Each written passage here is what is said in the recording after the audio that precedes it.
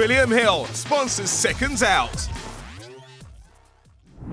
Radio Rahim here with Paulie Malingnagggi at Madison Square Garden, man. The home of the Magic Man, nonetheless. Usually we catch you out on the road, man. What's keeping you in New York these days? The fight, AJ, baby. Joshua versus Ruiz. You know, it's not just their fight. You got a fight coming up yourself. Are you training in New York for this bare knuckle thing? No, I'm gonna head down to Miami. I'm in New York just for to work this fight, and I was working the Wilder fight the other week, so I had to come back to New York for a couple weeks. You know, you're going down to Miami. Apparently, Joshua just got back from Miami. He's looking playful and very lighthearted. I'm wondering if you think maybe this Ruiz fight is something he's not taking as seriously as he otherwise could. Do you ever notice that in fighters when times like this come, that if there is an opportunity to beat them, sometimes it's just because they're not taking guys as seriously as they otherwise would? No, I don't think Josh was like that. I think Ruiz is just as dangerous as Jarrell Miller was. You know, it's just there's no bad blood. So I think Joshua his demeanor is a bit more docile. But when he gets in the ring, he's a professional. He knows what to do. I think Jarrell probably had him in more of a bad mood. But realistically speaking, I think Jarrell and Ruiz are probably a similar caliber of fighter to begin with. And on the flip side of that coin, a guy like Ruiz with an opportunity that is almost unimaginable just a month or so ago, now at Madison Square Garden on a stage where he can win multiple heavyweight championships. Is it possible that that kind of motivation, and with such a short amount of time to even think about it, he can come in there and shake up the world, shock boxing? I mean, he's good enough to, but, you know, Joshua is also a favorite for a reason. You know, Ruiz is not a pushover. He's not a guy who's just brought in here to fall down, and he won't just fall down. Ruiz will fight. Ruiz has got a lot of character, but, you know, you do this to come and win, right? So Ruiz is obviously going to come to win, but we'll see what happens. If he were to win, what could he do? What do you think was his best chances of getting a victory Saturday night, Ruiz, I mean? You know, he's a combination puncher. He's got good speed. He's got to get inside, go to the body, you know, try to slow AJ down. But of course, you got to go into the wheelhouse of AJ to be successful when you're the height Ruiz is. And so that's a bit tough because, you know, AJ has a great uppercut, and on the inside, he's dangerous with that uppercut. So we'll see. You know, in the heavyweight division, obviously, we always talk about the three guys at the top, Fury, Wilder, Joshua. But Whyte, as you well know, being overseas yourself many times, is not just knocking on that door, but he's present in the room. Now that this Fury fight seems like something that we're definitely going to get, how do you see that matchup, Dillian Whyte versus Tyson Fury? You know, I think Dillian deserves an opportunity to prove himself. And an opportunity to, you know, showcase his talents and abilities the way the big three are getting that showcase ability, the talent, the chances to showcase their talents and abilities. Styles make fights. The only fight that I don't like for Dillian Whyte is the Fury fight. I don't like that fight for Dillian Whyte. I think, and because I think it will make him look less classy than he could be in the ring. You know what I'm saying? As far as he's a classy fighter, he's a good fighter. He puts his punches together nice. He goes to the body. He's a very good fighter. But Styles make fights. I actually don't like the Tyson Fury fight for Dillian Whyte. I think against AJ he gives problems, and I think against Wilder he gives problems. Not to say he wins. I don't know. Maybe he can win. Maybe he can't. But he's definitely in the fight, and he shows the quality that he is against those guys. I fear. The way I see the Fury fight, I fear that, you know, he may not be able to show his best because stylistically it's a bad matchup. Just the way the styles blend, the way I'm seeing it in my mind. You know, it's just my opinion, but it's the way I'm seeing it in my mind. Is that something that Fury does to everybody? I mean, arguably he won the Wilder fight on a lot of people's cards. Is that?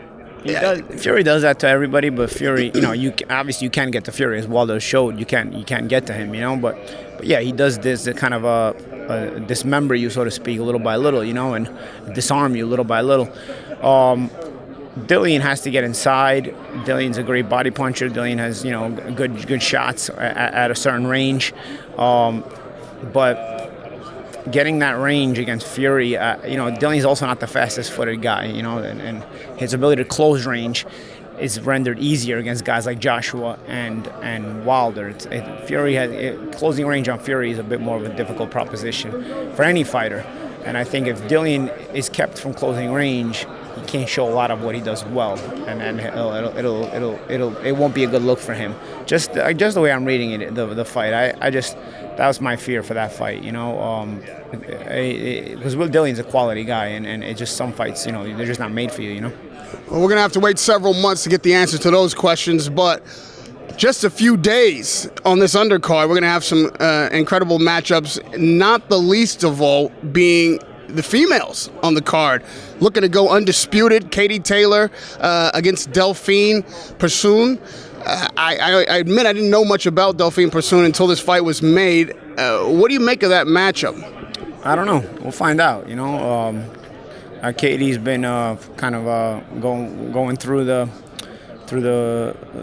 opposition very well, very looking very good.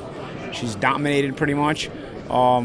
I'd like to see her fight Serrano. I think that will be a fight where both people are coming to win. I feel like although she's fighting good fighters, Katie, a lot of the fighters kind of just are showing up just at a certain point they stop trying. They're just showing up for the check, even though they have good records.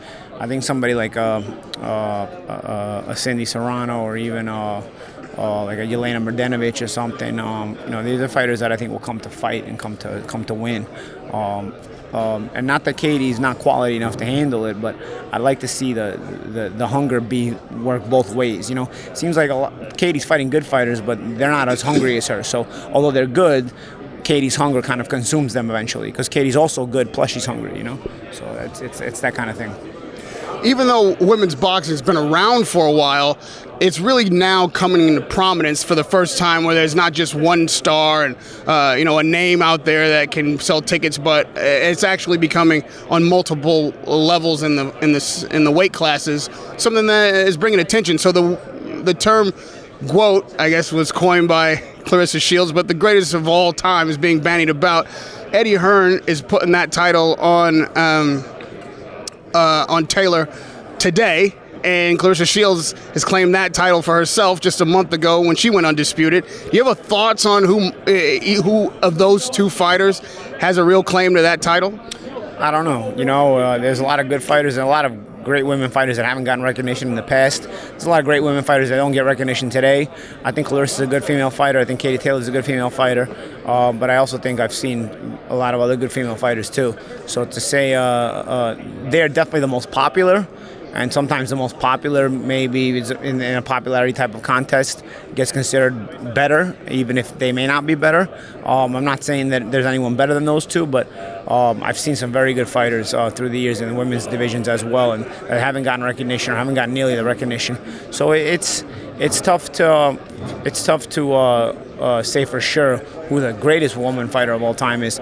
But of course, as far as nomination is concerned, they'll probably nominate somebody very popular, and they'll say that was the greatest woman of all time. So we'll see. Just a week's time, I'm assuming you might still be in New York for this one. Triple G is making his debut with his new trainer, Jonathan Banks. Obviously, a lot was talked about the split between him and Abel Sanchez. What do you make of his decision to go with Jonathan Banks? Do we see anything different from Triple G next Saturday? Radio Rahim, what happens when you assume? What happens when you assume? I'm leaving after this fight. Oh, come on. I'm staying here because I'm working this fight. Not because I'm staying here.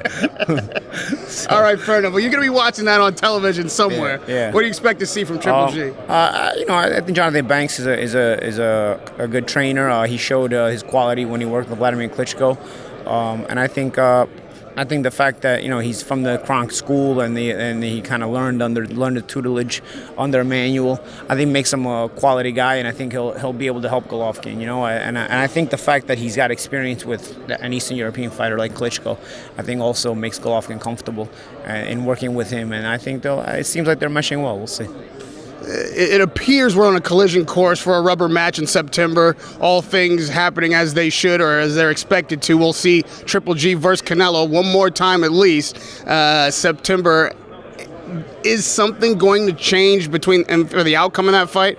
I don't even know how you figure who won the first two, but in this third fight, can Triple G come away with the win? I mean, he can beat him. I don't think he can come away with the win. I mean, I think he won the first two fights already. So he doesn't come away. So, I mean, he can get paid to get robbed again. But, I mean, that's pretty much what's going to happen. At this point, isn't it obvious? I mean, we'll see. Radio Rahim with Paulie Malignaggi, not just stating the obvious, but telling us why these things are obvious. And one of the saddest things you can say in boxing is he could beat him, but he won't come away with the win. That hurt my heart. Hopefully one day that thing will change. But what never changes is Paulie Malignaggi, the analyst, always being on point, always a pleasure to talk to. Radio Rahim in New York City with the Magic Man, Paulie Malignaggi.